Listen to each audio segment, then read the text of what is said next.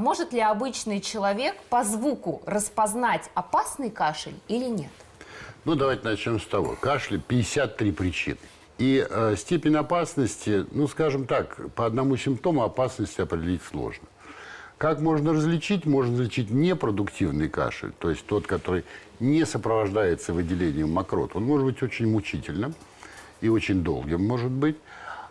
И продуктивный кашель, который сопровождается экспекторацией, то есть удалением мокроты.